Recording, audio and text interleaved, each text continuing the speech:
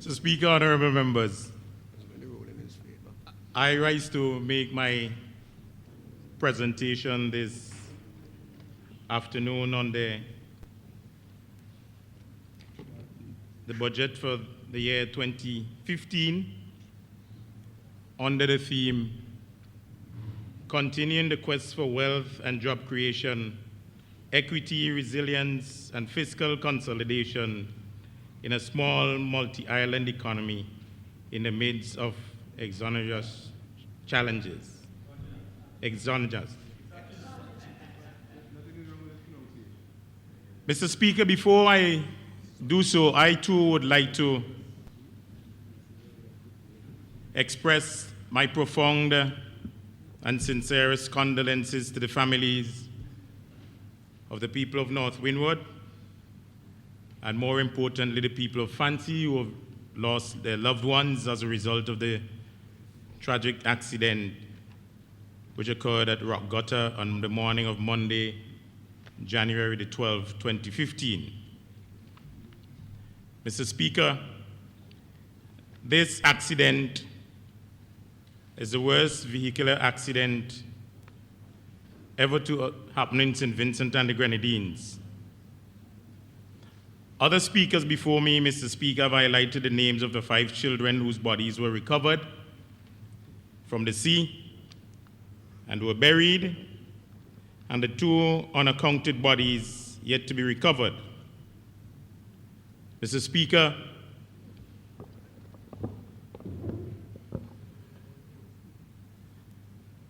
I was among the first set of parliamentarians to visit the scene at Rock Gutter, along with the Honorable Saboto Caesar, who traveled with me from Cedars. What I saw, Mr. Speaker, on that fateful Monday not only brought tears to my eyes, but the tears also flowed from my heart. Mr. Speaker, I was struck and saddened with the grief as I watched the bodies being recovered from the raging and rough waters of the sea. I went to Fancy about 7 times during the period, Mr. Speaker, and the funeral service was a fitting tribute to the lives of those who perished and a thanksgiving to Almighty God for His goodness and graciousness to us as a people and a nation. I believe that God has been watching us and has spoken to us as in the days of old. Mr. Speaker, may their souls rest in peace. Speaker, I want also to compliment the Honorable Prime Minister for his unstinting support and commitment of this government to the families of those who lost their loved ones. Speaker, I know that the Honorable Prime Minister would have visited Fancy more than 12 times, 12 days during the period. I also want to extend sincerest thanks to the several ministers and ministries and all the parliamentarians who in one way or the other pledged support to the families. I want especially to thank the Ministry of Social Development, National Mobilization, who was at the forefront of coordinating many of the activities as we seek to continue to work with the families to restore their lives and their livelihoods. Mr. Speaker, things would never be the same for the people of Fancy. Mr. Speaker, honorable members, since my election in 2010, December, this is the 3rd time that I'm making a budget presentation. The events of last year didn't afford us or afford me the opportunity so to do. Mr. Speaker, identifying the gains made despite the internal and external challenges that befell our beautiful country, St. Vincent and the Grenadines, and our people who are affected as well as impacted the stability and development of the poor and the vulnerable. Mr. Speaker, while many countries around the world were ringing in the new year in 2014, St. Vincent and the Grenadines, the people of St. Vincent and the Grenadines were still in a state of quandary as to the events of December 24, 2013. Mr. Speaker, we recall the heavy rains during that night. And when the dust settled, we remember what happened. The Ministry of National Mobilization joined forces with other state and non-state entities to support the families during the aftermath of 2013, the floods, providing social service and therapeutic support to over 250 families. The result of effective coordination improved the normalcy rate for the children to attend schools post the trauma, parents to access additional income and equipment to sustain their families, and families assessing social and financial support to bury their loved ones. Mr. Speaker, despite the fact that the year 2014 commenced with a national tragedy,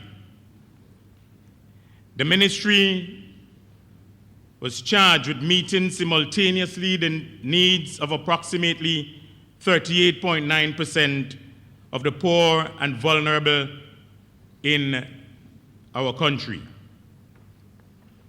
The increase in the turnover rate of meeting the needs of new families identified as poor and vulnerable by 6.9% for families requiring one or more assistance, which is offered by the ministry. And Mr. Speaker, if I may just go through them. Basic amenities, medical, school fees, uniforms, transportation, examination fees, rent, immediate assistance, utilities, cost of living support through the NIS Teen Mothers Program, funeral grants, fire victims, foster care, materials and supplies, meals, disaster victim, and the national assistance, otherwise referred to as poor relief. Mr. Speaker, the significant increase in targeting of families was heavily indebted to the social development reform of the ministry services in June 2014. This social development ministry-led reform commenced in 2011, Mr. Speaker, upon my assignment as minister. Mr. Speaker, thorough research and evaluations were conducted to determine the demand versus supply of services in a socially evolved society. To accompany this reform, the ministry developed a monitoring and evaluation framework inclusive of a database of which the permanent system was tested and deployed in December 2014 through a technical assistance grant with the government of Argentina. This reform process, Mr. Speaker, streamlined and modernized the ministry's mandate to ensure compatibility with the National Development Plan, ratified conventions and new, as well as proposed bills and legislations. The programs are now identified as follows: social protection programs, child development programs, gender equality and development programs, social inclusion programs, youth development, family and community development programs, and finally, policy development and management. Mr. Speaker, honorable members, despite the programs across divisions that were modified, the Family Affairs Division was restructured to meet the new mandates identified in the new family legislations. And some of these new mandates are as follows: the Public Assistance Unit, and this unit deals with social protection of the poor. The Child Protection Unit, treating with child abuse matters. The Diversion Unit, treating with probation and diversion for juvenile matters. The Parenting Coordination Unit provides sustainable parenting programs. The Vulnerable Persons Unit, which provides social inclusion support for persons with disabilities, the elderly, and chronically ill in the society. And finally, the Counseling Unit, which provides therapeutic support for families. Mr. Speaker, the Liberty Lodge Boys Training Center also underwent major institutional reform through the child care legislation and the juvenile justice reform process, resulting in a proposed child justice bill. As a result, Mr. Speaker, the Liberty Lodge Center now has two separate facilities.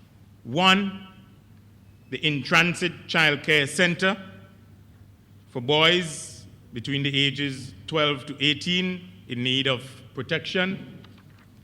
And secondly, the Rehabilitation Center for boys the same age range who are in need of detention and rehabilitation, and for non-residential rehabilitation services for children faced with lower levels of behavior and conduct disorder. Mr. Speaker, all other divisions in the ministry have realigned existing programs, consolidated others to reduce duplication of inter- and intra-agency efforts, as well as design new programs to meet the requirements of new legislations and evolving social issues. Mr. Speaker, I refer to some of these new initiatives. Single Parents Program.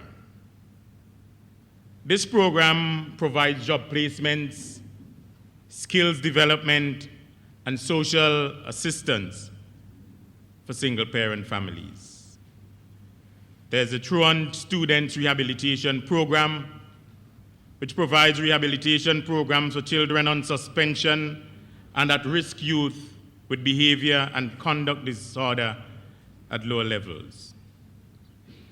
Then there is a Positive Reinforcement Rehabilitation Program, which provides therapeutic and social support activities for prisoners pending their release to their families.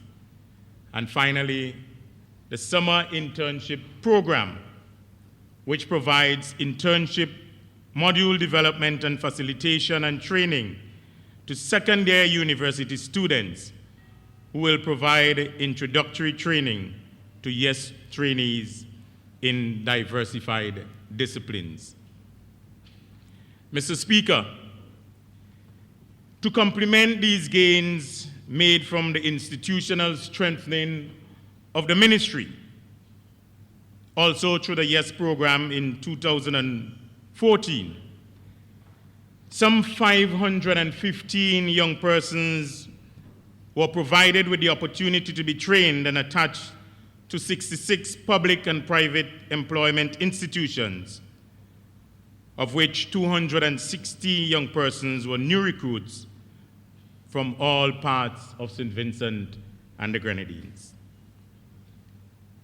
Mr. Speaker, honorable members, in 2014, over 11,000 students were registered from 87 schools in the country, which encouraged students to meet the challenge of increasing their savings from 880,000 in 2013 to an increase of 11.5% to $994,750 in 2014. Mr. Speaker, this is a remarkable achievement for the young children on the school's thrift program.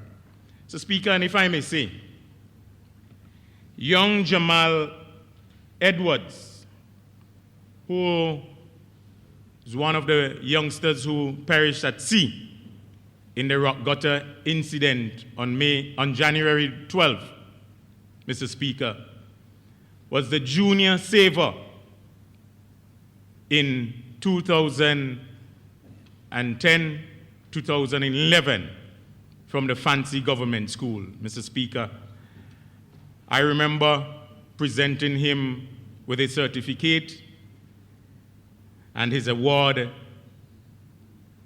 at the Peace Memorial Hall.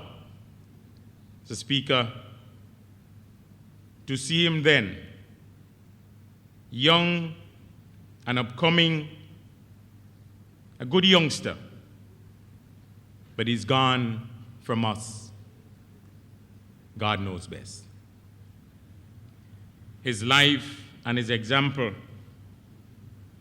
would be for many other youngsters to emulate.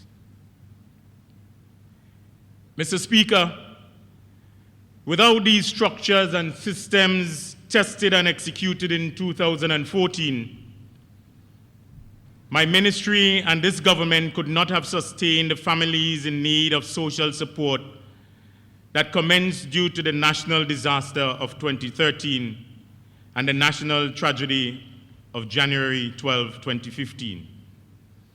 Without effective and structured planning, a nation will fall. It was due to the consistency in the reform efforts, targeting measures, social support, as well as inter- and intra-agency efforts that not only will our middle and upper income classes in society rise, but our working class families gain an equal opportunity to comprehensive family support and development in 2015. This is clearly the mandate by which the ministry and this government, of the people, for the people, and by the people of St. Vincent and the Grenadines operate. Mr. Speaker, I want to sincerely and honestly compliment the Permanent Secretary and the staff in the Ministry of National Mobilization for the tremendous work that we have been doing so far in this ministry. Mr. Speaker, through an excellent project in collaboration with USAID and the OECS Commission, the Juvenile Justice Reform Project St. Vincent and the Grenadines was launched on the 8th of August 2012. Through its comprehensive plan of action, which is a representative of national stakeholders, was approved initially for a project for the year 2012-2013 in the sum of US $1.395 million, and an additional of approximately $300,000 US in the project for 2013-2014. Speaker, the Juvenile Justice Reform Project, there are 4 components.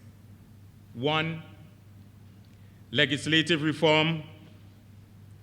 2, institutional strengthening. 3, modernization of programs. And 4, civil society strengthening. Mr. Speaker, during the period May 28 to 30th, 2014, Auditors from the United States Agency for International Development, USAID, based in Ecuador, audited all activities executed and funds expended. And let me hasten to add that the ministry was applauded for the increased expenditure and quality of the reform process and the nature of the tangible and intangible components that the project has been able to produce. This was confirmed, Mr. Speaker, by a quality assurance assessment visit by USAID government-to-government advisor, Mr. Mansfield Blackwood, and the OECS Regional Juvenile Justice Reform Project Coordinator, Mrs. Lindell Archibald. Mr. Speaker, these two persons were very pleased with the multidimensional approach taken to address the sector's reform process, which was also reported to the U.S. Ambassador in Barbados and the Eastern Caribbean, who subsequently requested to be invited to the opening of the new secure treatment and facility at Liberty Lodge. Mr. Speaker, we have so far rebuilt and remodeled one of the several buildings at the Liberty Lodge Boys facility. And honorable members, when they have time, they can drive up there to see the tremendous work that was done at improving the buildings. We have some other work to be done to ensure the safety of the entire compound. And it is hopeful that before the end of the second quarter, that the entire Liberty Lodge Boys facility would be refurbished and up and running. Mr. Speaker, under the Juvenile Justice Reform Project, let me just simply highlight for members' information some of the achievements to date. One, we hosted a national consultation in January 2013, completed the legislative review of the sector in March 2014. We trained 45 legal and social practitioners in the basics required to conduct risk assessments, executed a youth juvenile justice promotions premiere in October 2013, hosted the first national training conference, introducing cognitive behavioral therapy and risk assessment for juveniles in November 2013, relocated the Liberty Lodge Boys Training Center staff and the residents to a retrofitted Daphne Community Center in December 2013 and January 2014, commenced the renovation and expansion of the secure treatment facility, developed a draft code diversion program strategy, hosted the first GGRP sports anti-crime campaign through Street 20 Cricket, hosted consultations on the development of the National Juvenile Justice Reform Strategy, executed training of trainers workshop with 40 practitioners for positive reinforcement parenting programs for the 16-hour campaign, and we hosted the first CFCC pilot project in the Mesopotamia community and executed 24 community-based parenting consultation programs during April to June last year. Speaker, we have also developed a draft model restructuring for specialized services for Family Affairs Division to now address the following: social protection, which includes public assistance, child protection, diversion of at-use risk, social inclusion of the vulnerable, persons with disabilities, etc., therapeutic interventions, counseling, parenting support.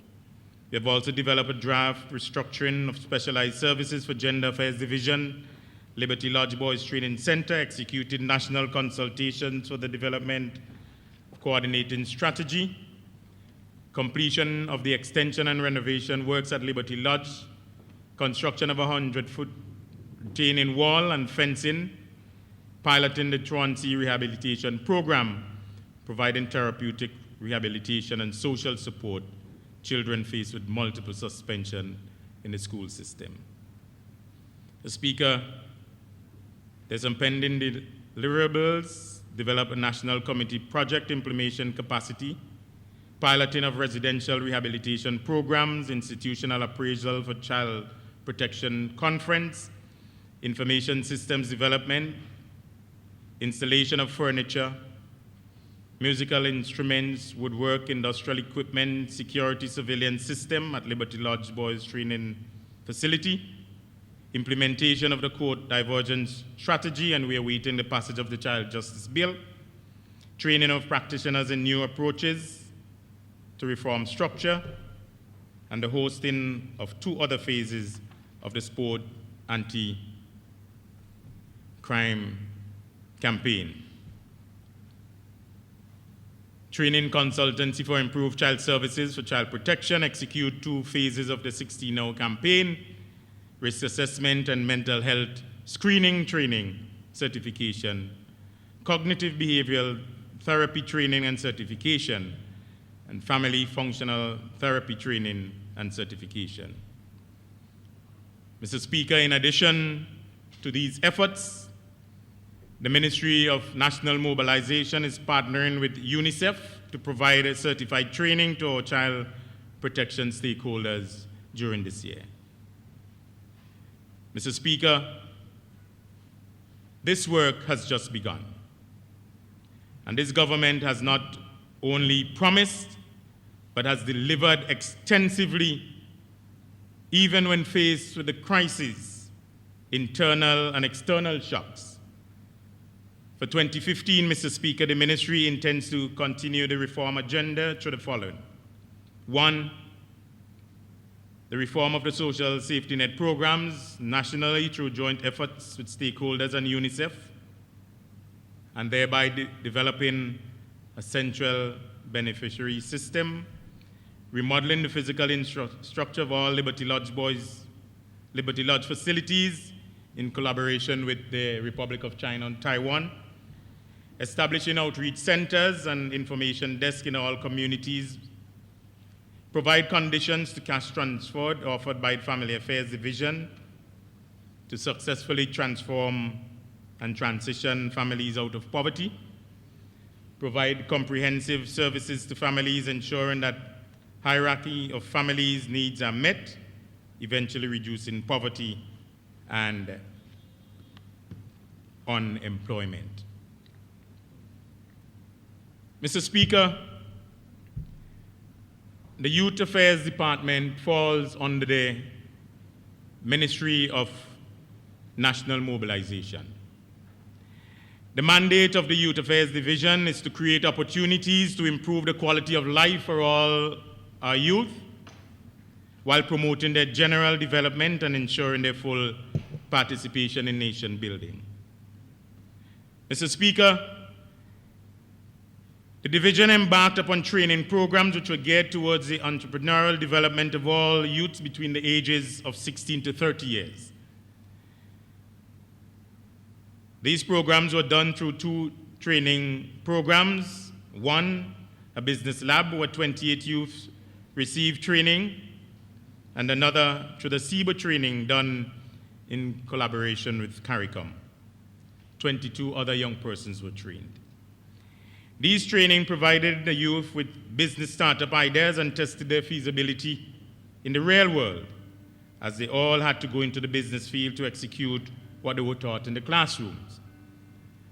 Mr. Speaker, that collaboration took place in this outreach program, so banks, credit unions, and other financial institutions within the ministry, and my own division, Department of Cooperatives. Mr. Speaker, the Youth Division continues the vein of empowerment, and they conducted the MAP Empowerment Program during the year in the community of Dixon for a period of 6 months, where some 45 males participated and registered in the program. Mr. Speaker, there were weekly, to show the interest in the program, Mr. Speaker, despite the fact that there were 45 males registered, on a weekly attendance, we saw up to 65 persons, including females and other youth. This program is geared toward encouraging males to take their health care seriously and also to build better relationships with their siblings, families, partners, and children. The groundwork have begun for 5 communities to be targeted for the MAP Empowerment Program in 2015.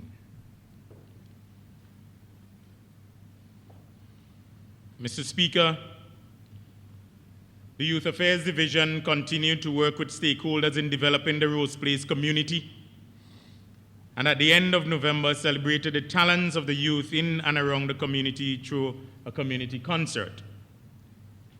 Mr. Speaker,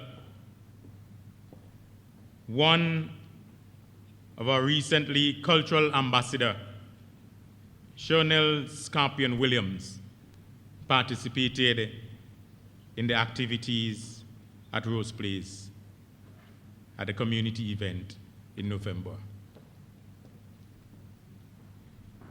Mr. Speaker, a number of activities would be put on this year by the Youth Affairs Division, which include community-based awareness campaigns, enhance its male outreach programming, enhancing programming focused on youth empowerment and employment, strengthening the capacities of community-based organizations, enhancing of youth-centered policies and programs, strengthening of youth and umbrella organizations nationally, formation of strategic alliances with local, regional, and international organizations on youth development and empowerment, and to commence strategic work on the development of the national youth policy. Mr. Speaker,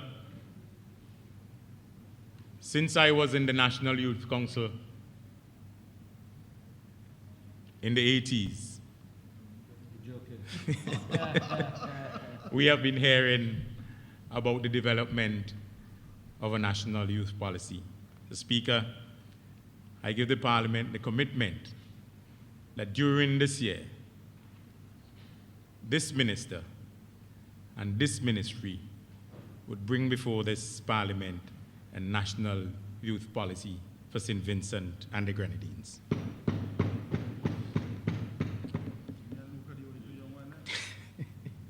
Mr. Speaker, you cannot speak about the Youth Affairs Division without speaking about the Youth Empowerment Service Program. This program, Mr. Speaker, continues to provide unemployed youth with the on-the-job attachment experience. Since its inception in 2001, over 5,600 youths have benefited from this program to date. Mr. Speaker, that is a remarkable achievement. Mr. Speaker, with regards to enrollment, let me hasten to add that females in this country continue to outnumber their male counterparts at a ratio of approximately 3-to-1 on the program. Mr. Speaker, I want to encourage our young men to get themselves enrolled in the Youth Empowerment Service Program. I see too many of our youngsters sitting on the blocks while the females take up the challenges of being and gaining employment and gaining extra training. I want to call on all the male parliamentarians in this honorable house to encourage our youngsters, our young men, to get up pull themselves up and be counted. Well, I know that the females encourage the females, so I'm talking to us men to encourage the young men. I know, I know. Mr. Speaker, but I want to say that in 2014, a number of young males were registered on the program, and they were placed in the various institutions, namely the Education Ministry, dealing with the one laptop rollout program. Mr. Speaker, you see where the young men have their eyes hooked on information and communication technology, and some of them were placed in the Department of Sports. Mr. Speaker, if I may just give you a synopsis of the program since 2004. In 2000 and the number of persons registered. In 2004, there were 425. In 2005, 610. 2006, 360. 2007, 434. 2008, 462. 2009, 553. 2010, 508. 2011, 477. 2012, 638, 2013, 654, 2014, 516, and during this period up to today, there are 484 persons registered on the YES program. Mr. Speaker, the YES program utilizes a budget of $2.788.2 million for 2014. And the purpose of these funds allocated are, one, to facilitate on-the-job training for over 500 youth and provide training to them in civic education and financial planning. Speaker, I remember when the leader of the opposition was making his presentation, he spoke of maybe getting some youngsters involved in I think it was a call center program, leader, and that we should have the private sector businesses become involved. I want to say to you, the ministry offers this program where the private sector can pay half of the stipend, but to date, just under 5% of the private sector take up this offer. It is there, but they seem to be unwilling to do so. Mr. Speaker, the support for education and training, the YES program, and last year for the first time we saw just over 100 young university graduates and graduates of the community college receiving over $2,000 and over $1,000 respectively for being attached to the program for 1 year. Mr. Speaker, these are programs offered by the government to ensure that the young persons in St. Vincent and the Grenadines, despite the fact that the government cannot provide employment for every single individual, but at least our young persons gain some employment opportunities. Mr. Speaker, I want now to look at the Gender Affairs Division. Mr. Speaker, in 2014, there was significant work done by the Gender Affairs Division. We held 5 parenting workshops, and these workshops were held with parent-teachers association groups in several schools and in several communities.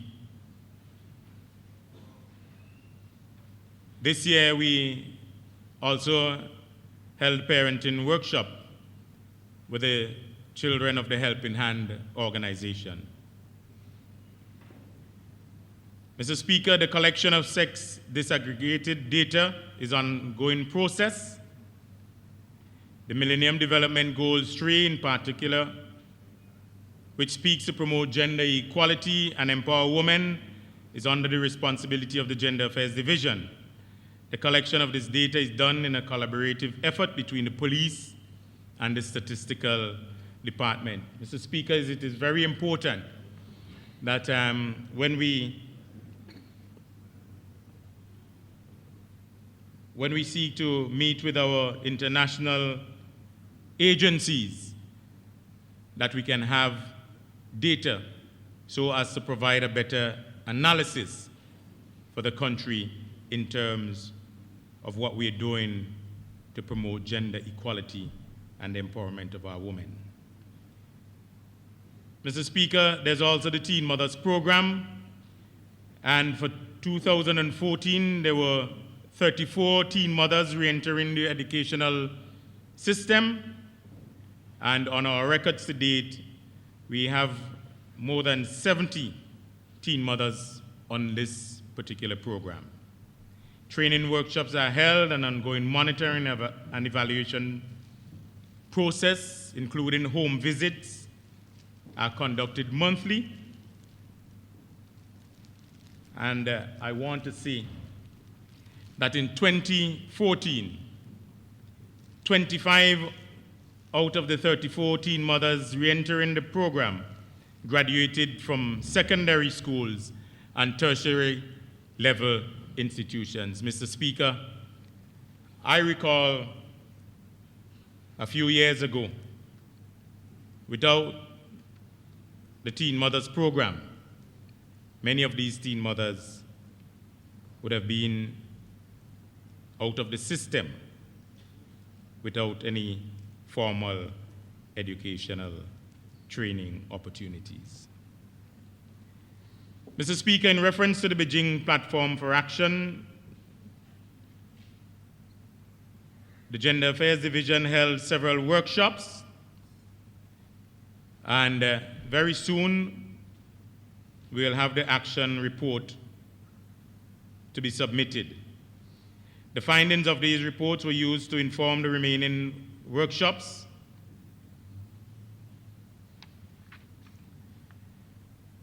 Mr. Speaker, another critical component of the Gender Affairs Division is the Male Underachievers Program, and several workshops were carried out by the division, normally just to sensitize our males as to what they can do to increase their level of participation in national building.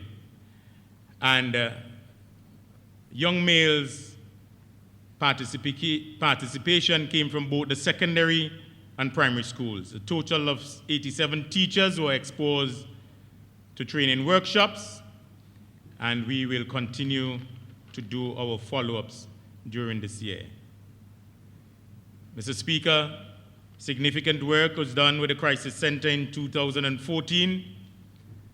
A number of Batteras intervention programs were delivered and conducted island-wide, targeting schools and several communities. These programs were conducted in collaboration with the Royal St. Vincent and the Grenadines Police Force. A total of 10 programs were executed, with over 1,700 participants exposed to the various information and training. Mr. Speaker, during the year 2014, several international day activities were observed, including the International Women's Day, International Men's Day, International Day to End Violence Against Women, and the 16 Days of Activism Collaboration with various NGOs and CBOs and FBOs were held to make each event a reality. Activities such as radio programs, vigils, workshops in schools, groups, and communities were held throughout the year. A total of 143 radio programs were conducted in 2014. The programs are aired on Radio 705. Mr. Speaker, there's much more work to be done by the Gender Affairs Division. And if we may recall, last year we had a presentation of a report on domestic violence from a university in Canada. Mr. Speaker, the Honorable Prime Minister gave in the last Parliament an answer to a question which was asked in relation to that. And we are hopeful that before the end of February, the National Action Plan on Gender-Based Violence would be sanctioned by the Cabinet for use throughout St. Vincent and the Grenadines. Speaker, I now turn to the Family Affairs Division. Under the Family Affairs Division, Mr. Speaker, there is a home care for the elderly program. This program is a brainchild of this ULP government, Mr. Speaker. And presently, there are some 87 home care providers and one home care supervisor providing care to some 207 clients throughout St. Vincent and the Grenadines. Mr. Speaker, when this program was started, we recall the negative comments made in response to its announcement that we want to send persons in old people's home to clean mess and that sort of stuff. But Mr. Speaker, to date, this program has been a very effective program, and a number of persons are asking to be afforded a home care provider to assist them in the help and care of their elderly. In 2012, Mr. Speaker, the ministry trained 17 young ladies and certified them, and they are now employable. Mr. Speaker, we train them, we certify them, and we are saying that the private individuals can employ them for their own use and service. The counseling unit in the Family Affairs Division was established in June 2014, and we have counseled over 70 clients using various interventions: family therapy, crisis interventions, individual counseling, grief counseling, empowerment counseling, substance dependency, and child counseling. Some of the major symptoms identified were domestic violence, child abuse, behavioral and conduct disorders, parenting deficiencies, natural disorders, financial difficulties, marital and relationship problems, among others. Data collected so far shows that parenting deficiencies recorded the highest, with a percentage of over 40%, and marital and relationship problems at 25.4%. Mr. Speaker, the ministry would continue to work at assisting all the persons of St. Vincent and the Grenadines. Mr. Speaker, the work of the cooperative division within the ministry cannot be taken for granted. Mr. Speaker, over last year, the cooperative division has done tremendous work throughout St. Vincent and the Grenadines. The Speaker, there are 87 schools in the Schools Cooperative Program. As I said before, last year they saved close to $1 million. In 2013-2014, Mr. Speaker, if I may highlight the names of the top savers. Izana Henderson, a student of the St. Vincent Girls High School, she saved close to $7,000. Akeelia Williams of the Musty Government School, close to $2,500. And Chioli Robertson, again of the Musty Government, she saved $2,100. The top schools in the cooperative for 2013-2014 are the Georgetown Government School with an amount of $41,498. South Rivers Methodist School with a total of $40,319, and the Richland Park Government School with a total of $36,204. Mr. Speaker, there are 19 functional cooperatives of the 21 registered, and they are involved in the following economic activities: fisheries, agriculture, consumer-related activities, sale of gasoline and petroleum products, and multipurpose activities, tourism-related and marine-based operations, example, the production of sea moss and other byproducts. This one is in Union Island. Mr. Speaker, the Cooperative Division and the Ministry continues to collaborate with the Ministry of Education, the principals and teacher guides who are actively involved in the program, the students and parents and guardians, and the credit unions and their affiliates. Mr. Speaker, there's also a component of the Cooperative Division, which is the school's Cooperative Agribusiness Program, and there are 15 rural schools enrolled in this program. And there's a growing request for several other schools to join the programs. And the schools in the agribusiness program are involved in the rearing of poultry and agriculture.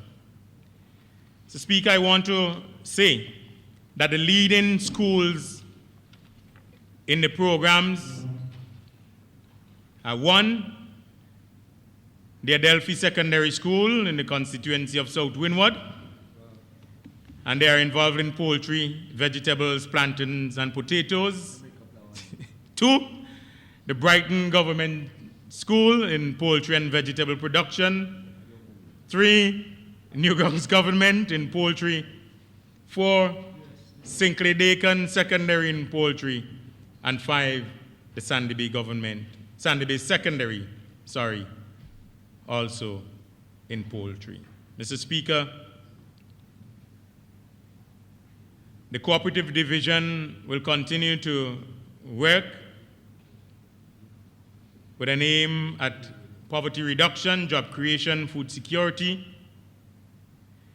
and the division will be involved with the Zero Hunger Initiative of the Ministry of Agriculture and Rural Transformation, the Banana Accompanying Measures, BAM, aimed at commercializing and modernizing of the agriculture sector, the institutional strengthening of farmers' group, and the improvement and marketing of production capabilities of these entities under a 4-year sponsored project through the Ministry of Agriculture and the Government of Taiwan. This program is designed to enhance the production and marketing capabilities of the 8 agricultural cooperatives in St. Vincent and the Grenadines. Mr. Speaker, during this year, 4 agricultural cooperatives are to benefit from the support of the government of Argentina through the Livelihoods Program, which is offered by the Cooperative division.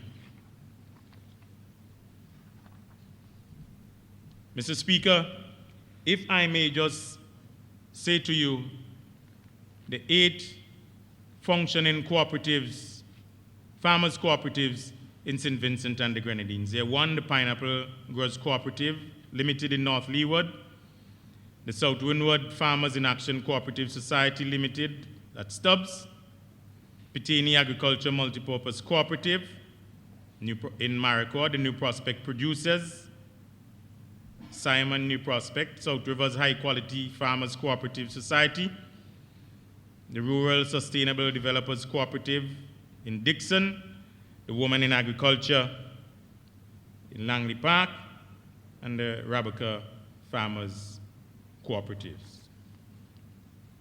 Mr. Speaker, the enhancement of the school's cooperative thrift program is of high priority for the ministry in 2015. Tremendous effort will be placed on the promotion of the school's cooperative thrift savings program. Training will be provided to teacher guides and students for effective management of the program. Continuous monitoring and supervision of the school's cooperative program will continue during this year.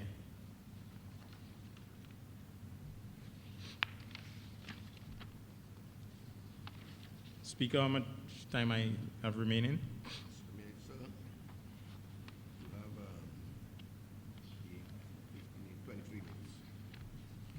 40 minutes? 23. Oh. Mr. Speaker, the Lives to Live program announced by the Honorable Prime Minister will come on stream during the month of February 2015. Mr. Speaker, this is a very important program and is a brainchild of the Honorable Prime Minister. Mr. Speaker, this program will see in the first instance approximately 100 concrete and plywood houses being constructed for persons with disabilities. Mr. Speaker, these houses would be constructed on the individual's own land, because you know you can't take them away from their relatives and their families. Other amenities which would be done for the Lives to Live program include building of toilets and baths, building of ramps and rails for persons with walking and for the visually impaired. Mr. Speaker, my ministry has already begun the process of going through the names collected, and with the collaboration of the Ministry of Housing, the assessment and construction of these facilities will commence shortly. Mr. Speaker, this is a very exciting project, and I know that it will bring lasting joy and a sense of satisfaction and belonging to persons with disabilities in this country. Mr. Speaker, since the program was announced, several individuals have accosted me at the office, in the communities, asking, Mr. Minister, I heard the Prime Minister saying that you're leading on this. I need my house. And I want to assure you, and I want to assure this honorable House, that materials for this program have already been imported in St. Vincent and the Grenadines.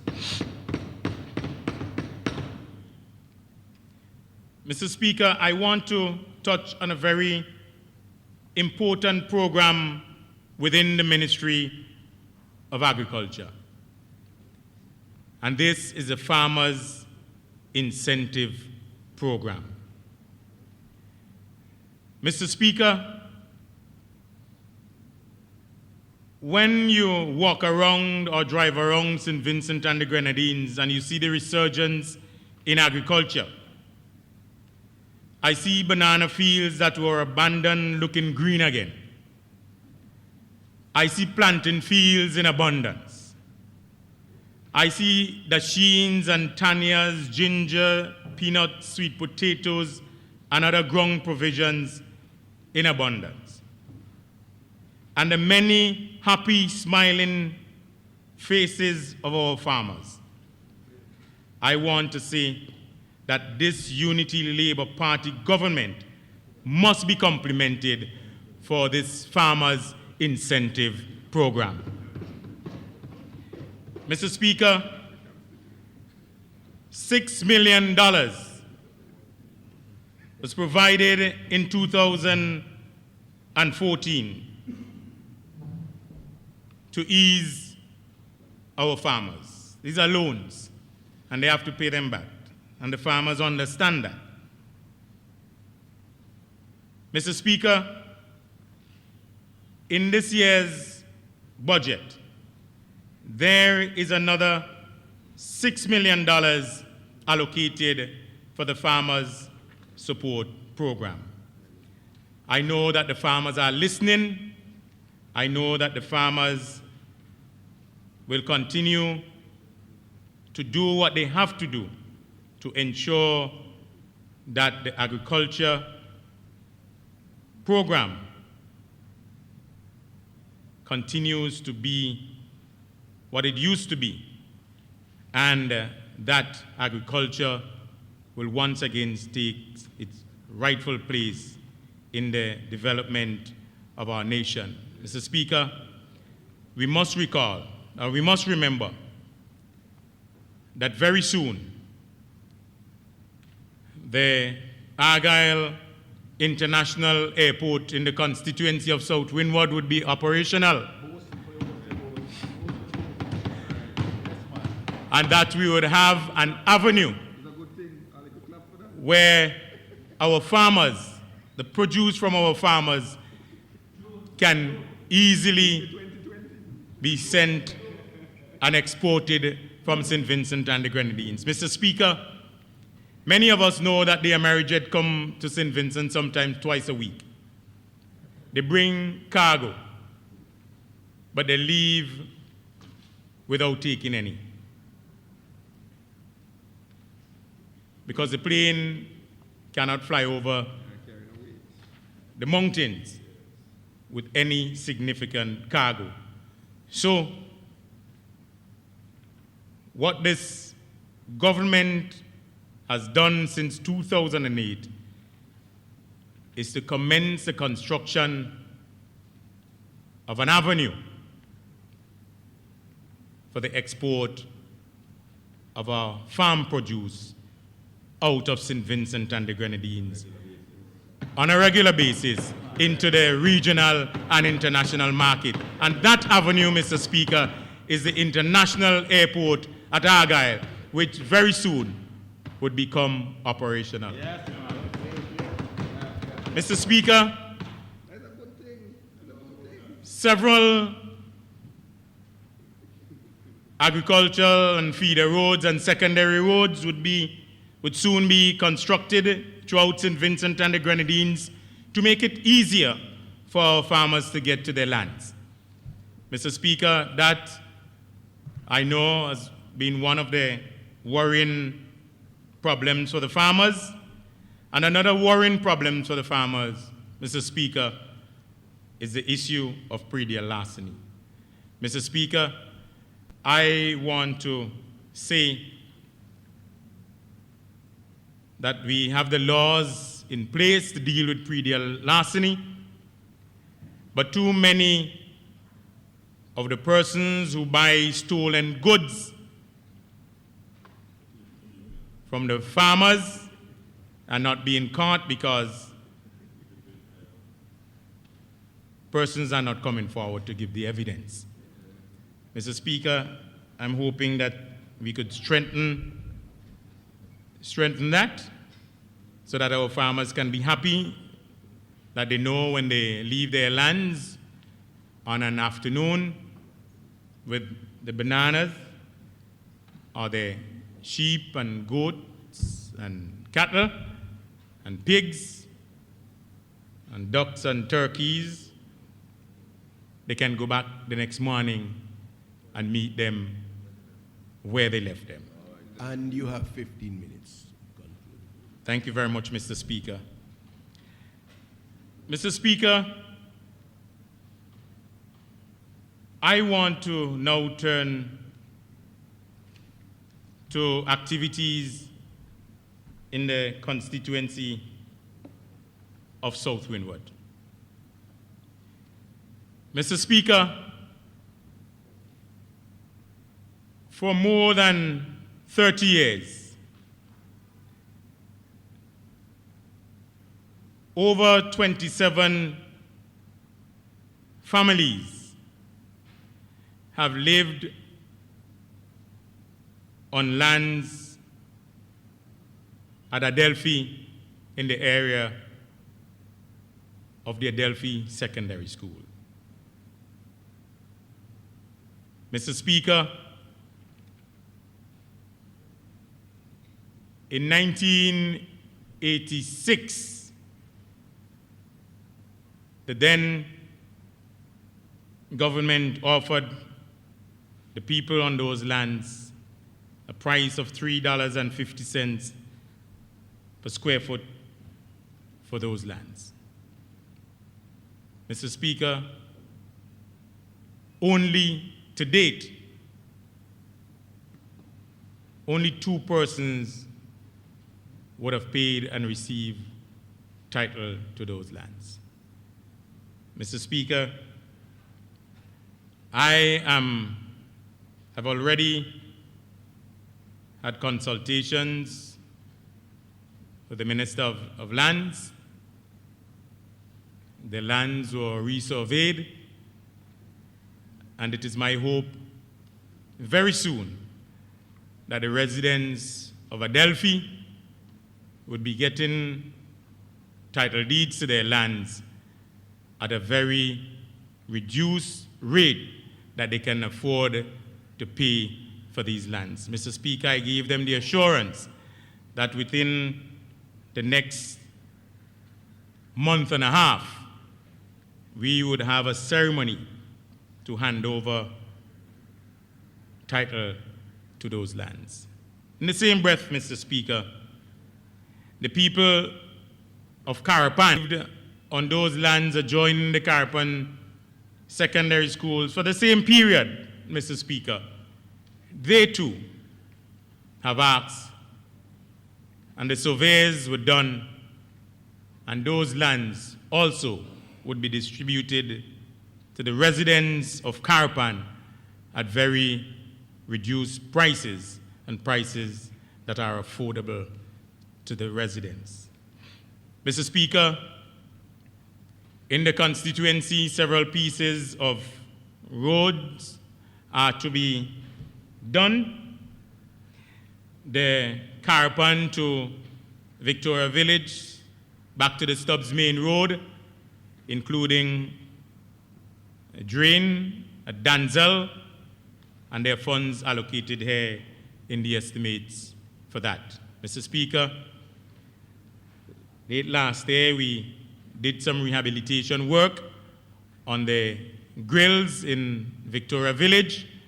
The motorists there are very happy, and they would even be even happier when the entire roadworks are completed. I gave them my word, and I look forward to see the progress on those works very shortly. Mr. Speaker, Jack Hill in Yambu is a worrying piece of road for me. I have had discussions with the Minister of Works. I went to Jack Hill myself with the chief engineer, and I was informed that as part of the Windward Highway project,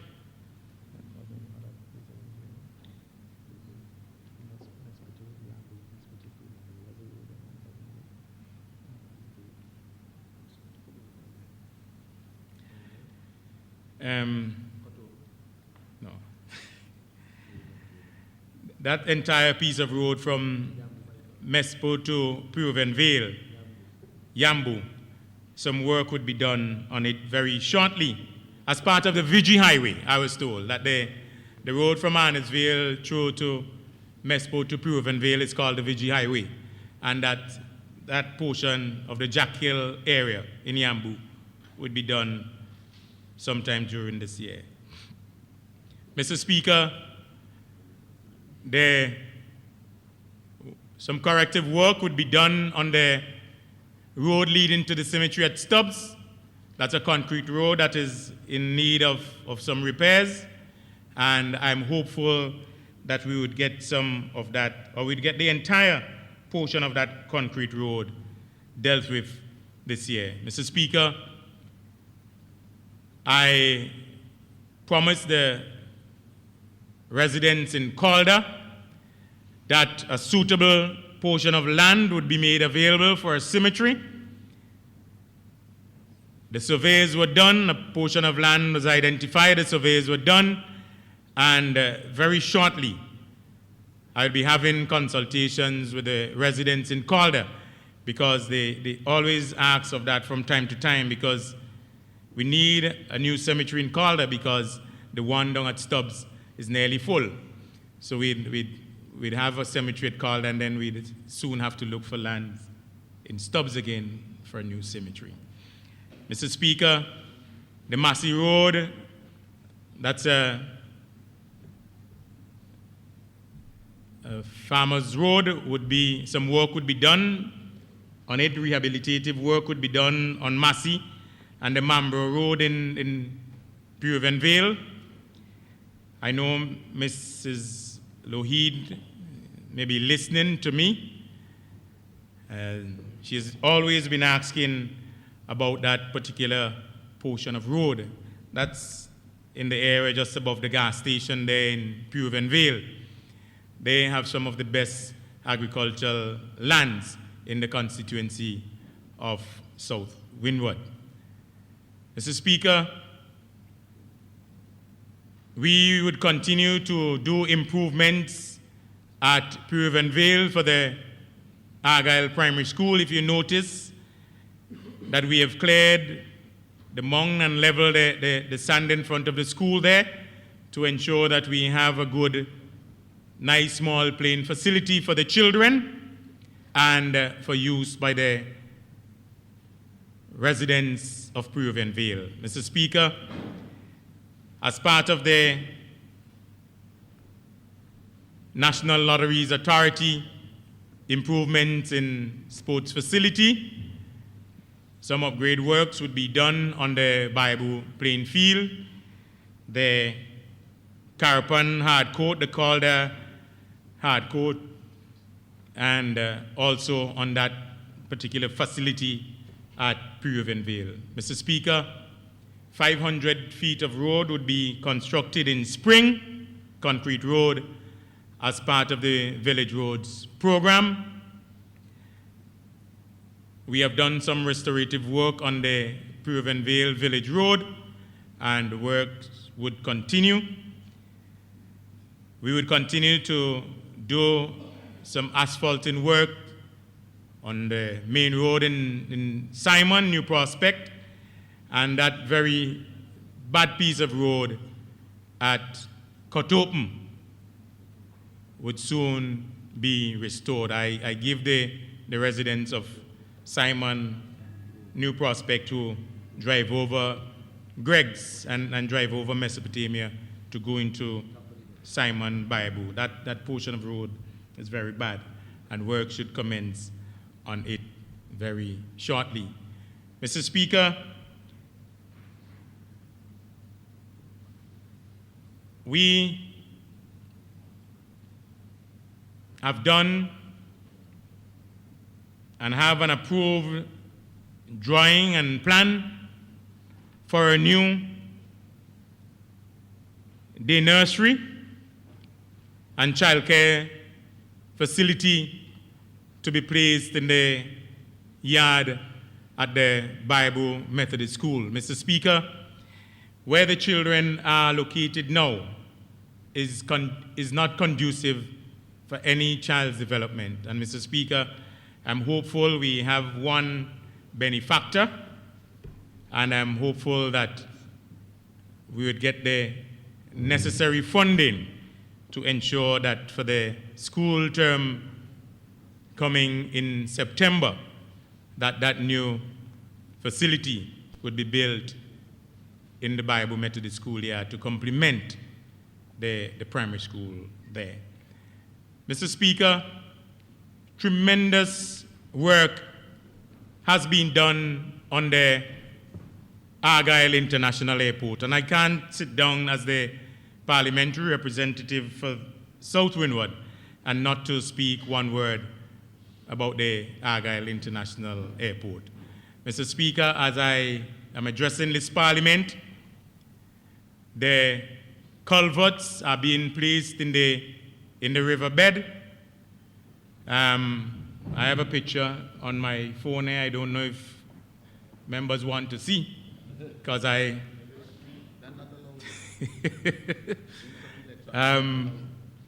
but the work continues apace, and I want to say that the night works have begun at the International Airport at Argyle, and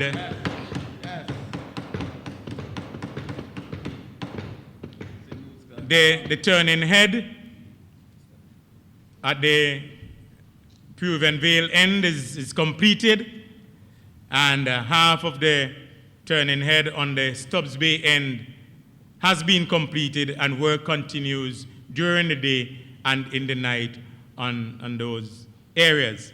Mr. Speaker, we know that the fire station, the electrical substation, and the terminal buildings have been completed, and the control tower, yes, Mr. Speaker, have all been completed, and work continues on the general cargo aprons, on the cargo apron space. The general apron space has been completed, and works continues on the cargo apron. Mr. Speaker,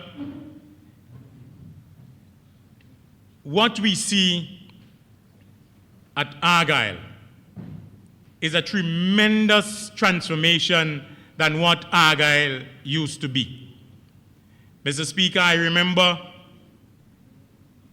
writing CXC English literature on a Whit Monday. I'm not going to say the year. But my English literature teacher, Mrs. France, never gave me more than 14.5 out of 30 for lit. And she persuaded me that I sign up for lit. And I said, but I never passed lit. But she still encouraged me to sign up. I wrote lit on a Whit Monday when Balcom's Hi-Fi used to have Blocko at Argyle.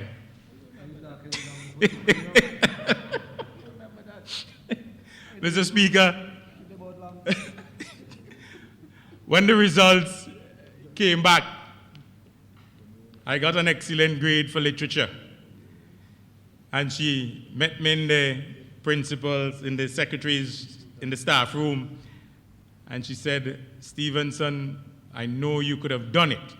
But I said, you could have given me a little encouragement by giving me at least a 15.5 so that I could have put more work into my literature. But thanks to Mrs. France, I'm a lit student. Mr. Speaker, I want to say to the people of South Windward, I thank them for the confidence they have placed in me over these last 4 years. I will continue with God's grace to serve them as they have asked me so to do during the next upcoming elections. I want to wish for all of us Happy New Year. I didn't get to say that. I want to wish for all Vincentians improved lives and livelihoods as we continue the quest for wealth and job creation, equity, resilience, and fiscal consolidation in a small, multi-island economy in the midst of exogenous challenges. Mr. Speaker, you know, yes, Mr. Speaker, and I wish this appropriation bill a very smooth passage in this honorable House. I'm much obliged, Mr. Speaker.